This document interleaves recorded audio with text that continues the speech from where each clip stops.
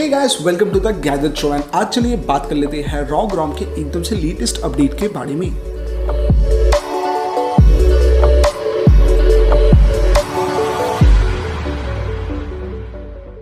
अगर बात कर ले इस ROM की डिटेल्स के बारे में तो ये एक Android 10 बेस्ड ROM है। यहाँ पे जो सिक्योरिटी पैच हमें देखने को मिल जाता है वो है एकदम से लेटेस्ट 1 सितंबर 2020 का। ये बेस्ड है पर्फ कर्नल पर। गाइज ये कोई मेजर अपडेट नहीं है, छोटे मोटे चेंजेस हमें देखने मिल जाते हैं इस अपडेट के साथ। यहाँ पे स्टेबिलिटी को काफ़ी ज़्यादा इंप्रूव कर दिया गया है एंड जो परफॉर्मेंस का इशू था लास्ट बिल्ड में उसे भी यहाँ पे कंसिडर किया गया है एंड फिक्स भी कर दिया गया है। कुछ ग्लिचेस एंड जो बग्स हमें देखने को मिल जाते थे लास्ट बिल्ड में उसे भी फिक्स किया गया है एंड यूआई में कुछ इंप्रूवमेंट्स लाए गए हैं जो कि प्रॉब्लमैटिक थे इसके पिछले बिल्ड में। ऑल्सो इस बार हमें एकदम से लेटेस्ट सिक्योरिटी पैच भी देखने को मिल जाता है यहाँ पे, जो कि है 1 सितंबर, जैसे कि मैंने डिटेल्स में ही कह दिया आप सभी को। तो वो चेंजेस भी हमें इस अपडेट के साथ देखने को मिल जाता है। तो ओवरऑल अपडेट एकदम से कोई मेजर चेंज लॉग वाला नहीं है, एकदम से माइनर अपडेट है बट इंपॉर्टेंट अपडेट है। तो जरूर से वीडियो को एंड तक देखिए ताकि आप सभी को पता चल पाए कि कौन कौन से चेंजेस हमें देखने को मिल जाते हैं। अगर यूआई की बात करें तो यहाँ पे टिपिकल मी लॉन्चर यूज किया गया है, आप सभी को पता है। एंड ऑल्सो यहाँ पे जो इंप्रूवमेंट हमें देखने को मिल जाता है वो है कि ऑप्टिमाइजेशन। ऑप्टिमाइज काफी बढ़िया तरीके से किया गया है, इसीलिए कोई भी एनिमेशन लैग या फिर फ्रेम ड्रॉप हमें देखने को नहीं मिलता। इनफैक्ट इवन आप यहाँ पे सुपर वॉलपेपर को अवेल करने के बाद भी आपको यहाँ पे किसी भी तरीके का फ्रेम ड्रॉप देखने को नहीं मिलता, जो कि काफी ज्यादा इंप्रेसिव है। एंड लास्ट बिल्ड में कुछ फ्रेम ड्रॉप्स हमें देखने को मिल जाते थे हेवी टास्किंग में, लेकिन वैसे फ्रेम ड्रॉप्स भी हमें यूआई में अभी देखने को नहीं मिलते। नेक्स्ट फीचर है रिगार्डिंग द गैलरी एप्लीकेशन। तो गैलरी एप्लीकेशन में अगर हम लोग एडिट ऑप्शन में आ जाए तो यहाँ पे फिल्टर्स में हम लोग देख सकते हैं काफी सारे न्यू फिल्टर्स जो है ऐड हो चुके हैं, जो हमें प्रीवियस बिल्ड में देखने को नहीं मिलते थे। ऑल्सो वैसे अगर आप में से किसी ने भी ROG ROM को पहले भी यूज किया तो आप सभी को पता होगा कि ROG ROM में हमें OnePlus का ऑक्सीजन ओएस का जो FOD आइकन है वो देखने को मिल जाता था, लेकिन प्रीवियस बिल्ड पे कुछ ग्लिचेस थे, वहाँ पे हमें MIUI का ही FOD आइकन देखने को मिल जाता था। लेकिन इस बार के बिल्ड में उसे एकदम से फिक्स कर दिया गया है एंड फिर से हमें यहाँ पे ऑक्सीजन ओएस का ही FOD आइकन देखने को मिल जाता है। एंड जो फिंगरप्रिंट स्पीड है यहाँ पे वो भी काफी ज्यादा इंप्रूव हो चुका है, तो इसलिए आप जरूर से फिंगरप्रिंट को यूज कर सकते हैं। Also as it's ROG ROM तो आपको यहाँ पे 2 प्री इंस्टॉल्ड थीम्स भी देखने को मिल जाएंगे, एक है ROG थीम और एक है हाइड्रोजन यूआई। ये भी यहाँ पे प्री इंस्टॉल्ड है, जो कि यूआई का लुक काफी ज्यादा एनहांस कर देते हैं, तो आप इसे भी यहाँ पे यूज कर सकते हैं। ये अब एकदम से हमें डीबलोडेड भी हमें देखने को मिल जाता है। ये इस अपडेट के साथ तो चेंज नहीं है, लास्ट 2 अपडेट्स में हमें ये देखने को मिल चुका है डीपलोडेशन, लेकिन यहाँ पे एक एक्स्ट्रा ये यूनिक फीचर है इस ROM का कि यहाँ पे हमें कोई भी एक्स्ट्रा Xiaomi का सिस्टम एप्लीकेशन भी देखने को नहीं मिलता, ना ही गूगल के एप्लीकेशन ज़्यादा देखने को मिलते हैं। बस उतने ही एप्लीकेशन यहाँ पे प्रोवाइडेड है जितना कि सिस्टम रन करने के लिए इंपॉर्टेंट होते हैं। तो एकदम से ही लाइट वेट है, आप आराम से यहाँ पे बाकी एप्लीकेशन को अपने हिसाब से डाउनलोड कर सकते हैं। एंड ये सारे आप कह सकते हैं की फैक्टर है इस ROM के इतने फास्ट होने के पीछे। ये ROM काफ़ी लाइट वेट हो जाता है, इसलिए काफ़ी फास्ट परफॉर्मेंस दे पाता है एंड जो यहाँ पे लैगीनेस है वो एकदम भी नहीं रहता। बेसिक फीचर्स की बात कर ले तो यहाँ पे वाईफाई एकदम प्रॉपर्ली वर्किंग है, ब्लूटूथ को लेकर भी एब्सोल्युटली कोई प्रॉब्लम नहीं है। यहाँ पे अगर बात कर ले वोल्टी वीडियो कॉल की तो वो भी एकदम प्रॉपर्ली वर्किंग है एंड यहाँ पे वाईफाई कॉलिंग भी एकदम अच्छे से ही आप कर सकते हैं। चलिए जल्दी से एक कॉल करके देख लेते हैं कि इस ROM में हमें कॉलिंग परफॉर्मेंस कैसा देखने को मिल जाता है। तो यहाँ पे हम लोग कॉल कर लेंगे। नमस्कार, वोडाफोने आपनाके स्वागत জানাই। तो यहाँ पे एकदम आप अच्छे से देख सकते हैं कॉलिंग परफॉर्मेंस को लेकर एब्सोल्युटली कोई प्रॉब्लम नहीं है, काफ़ी ब्रिलियंटली यहाँ पे कॉल काम करता है। इनफैक्ट यहाँ पे जो रिकॉर्डर एप्लीकेशन है वो भी एकदम प्रॉपर्ली काम करता है एंड कॉल को आप रिकॉर्ड भी कर सकते हैं।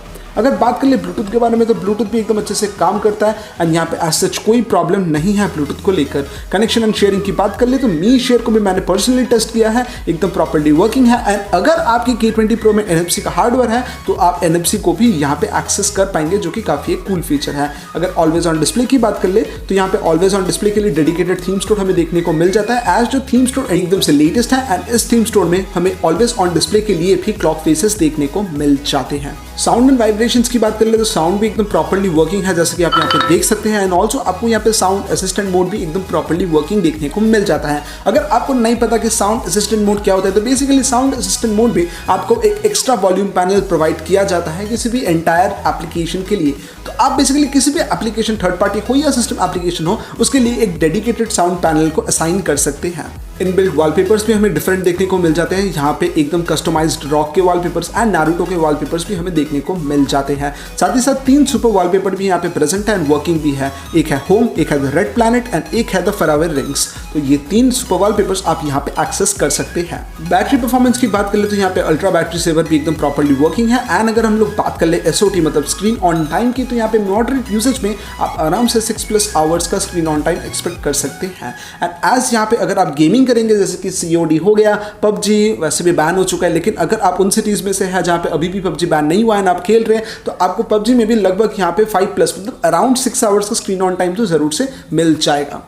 अगर बात कर ले कैमरा एप्लीकेशन के बारे में, तो कैमरा एप्लीकेशन को भी चेंज करके अपडेट कर दिया गया है और भी ज़्यादा ऑप्टिमाइज्ड है एंड सारे फीचर्स भी एकदम प्रॉपर्ली वर्किंग है एंड ज़्यादा रिस्पॉन्सिव भी है। यहाँ पे लॉन्ग एक्सपोजर मोड में देखने को मिल जाता है। तो बेसिकली आपको अगर नहीं पता कि लॉन्ग एक्सपोजर मोड क्या है, तो लॉन्ग एक्सपोजर मोड में जो शटर स्पीड है वो और भी ज़्यादा स्लो हो जाता है, काइंड ऑफ 3 सेकंड, 5 सेकंड या 8 सेकंड जितना भी आप सेट करेंगे, उस पूरे टाइम तक जो आपका शटर है वो ऑन रहता है। उस बीच क्या होता है, शटर उतने टाइम तक ऑन रहता है तो जितने भी ऑब्जेक्ट्स हैं उन सभी के जो मोशन है उन सभी को कैप्चर करता है एंड हम लोगों को लाइट जैसे शॉट्स देखने को मिल जाते हैं। तो ये काफी एक कूल फीचर है। ऑल्सो यहाँ पे clone feature, AI watermark feature, panorama, night mode and 48 megapixel mode and जो वीडियो मोड है वो भी एकदम 4K 60 तक प्रॉपर्ली वर्किंग है। तो कैमरा को लेकर एब्सोल्युटली कोई प्रॉब्लम नहीं है। इनफैक्ट आपको यहाँ पे एक फ्रंट एंड बैक कैमरा का ऑप्शन भी देखने को मिल जाता है। तो इस मोड में basically front end back camera को आप साइमल्टेनियसली एक्सेस कर सकते हैं। तो ये सारे न्यू फीचर हमें देखने को मिल जाते हैं। गाइस अगर बायोमेट्रिक्स की बात कर ले तो यहाँ पे फिंगरप्रिंट एंड जो फेस अनलॉक है दोनों ही प्रॉपर्ली वर्किंग है एंड जो फिंगरप्रिंट का रिस्पांस टाइम है वो और भी ज्यादा इंप्रूव हो चुका है। जैसे कि आप यहाँ पे देख सकते हैं, जो फिंगरप्रिंट है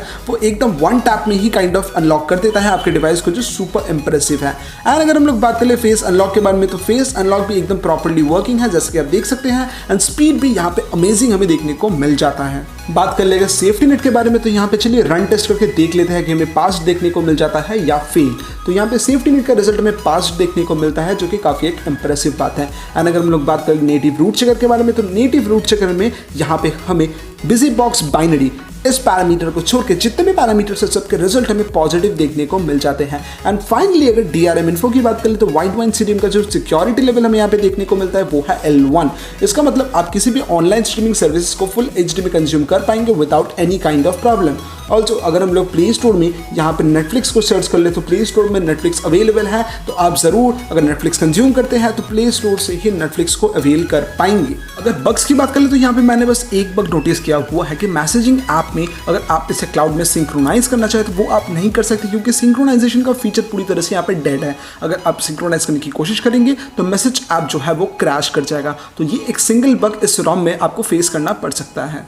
अगर गेमिंग परफॉर्मेंस की बात कर ले, तो आप जरूर से PUBG का गेमिंग परफॉर्मेंस एक्सपेक्ट कर रहे होंगे, लेकिन PUBG के बारे में मैं नहीं बता पाऊंगा क्योंकि PUBG मेरे एरिया में बैन हो चुका है, मैं एक्सेस नहीं कर पा रहा। मैंने यहाँ पे COD खेल कर देख लिया है, COD काफ़ी स्मूथ है, यहाँ पे एकदम हाईएस्ट सेटिंग में काम करता है एंड एकदम अच्छे से ही आप खेल पाएंगे without any kind of frame drop. लेकिन जो प्रॉब्लम मैंने पर्सनली फेस किया वो है एक्सटेंसिव गेमिंग पीरियड में जो फोन है वो काफ़ी ज़्यादा गर्म हो जाता है इस ROM में, जो आपको अनकंफर्टेबल फील कराएगा 3-4 मैचेस के बाद से। मैंने यहाँ पे geekbench स्कोर को भी रन किया है। सिंगल कोर में हमें मिला है 638 मल्टी कोर में मिला है 2080, जो कि डिसेंटली गुड स्कोर है, लेकिन एकदम कोई भी स्पेशल एक्स्ट्राऑर्डिनरी स्कोर हम लोग इसे नहीं कह सकते। लेकिन अगर आप कैजुअल गेमर है तो जरूर से इसे अप्रिशिएट करेंगे। इस ROM को आपको गेमिंग में एब्सोल्युटली कोई प्रॉब्लम नहीं होगा, लेकिन अगर आप हार्डकोर गेमर्स है तो शायद से थोड़ा प्रॉब्लम आपको फेस करना हो सकता है। सो गाइस अगर इस ROM की बात करें परफॉर्मेंस के बारे में, तो या AOSP में हम लोग अगर F1 X5 को कर्नल को फ्लैश कर देते हैं उन कंपैरिजन में तो ये AOSP ROMs को बीट नहीं कर पाएगा, लेकिन जितने भी MIUI कस्टम ROMs के काउंटर पार्ट है उन सभी के कंपैरिजन में इट्स डिसेंट एनफ। आप आराम से इसमें गेमिंग कर सकते हैं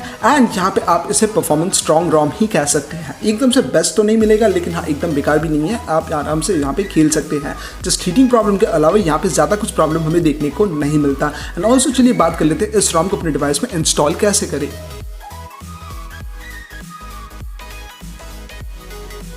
इस ROM को इंस्टॉल करने के लिए हमें क्या करना पड़ेगा, lock button and volume up button को साइमल्टेनियसली प्रेस करके हमारा जो फोन है उसे कस्टम रिकवरी मोड में ले जाना पड़ेगा।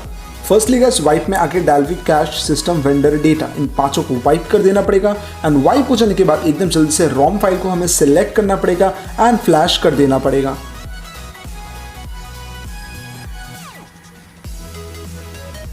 गाइस रॉम हो चुका है सक्सेसफुली फ्लैश। इसके बाद हम लोग क्या करेंगे, यहाँ पे एफक्रिप्ट डिसेबलर को भी फ्लैश कर देंगे। ये हो जाने के बाद एकदम जल्दी से रिबूट सिस्टम को क्लिक कर लेंगे।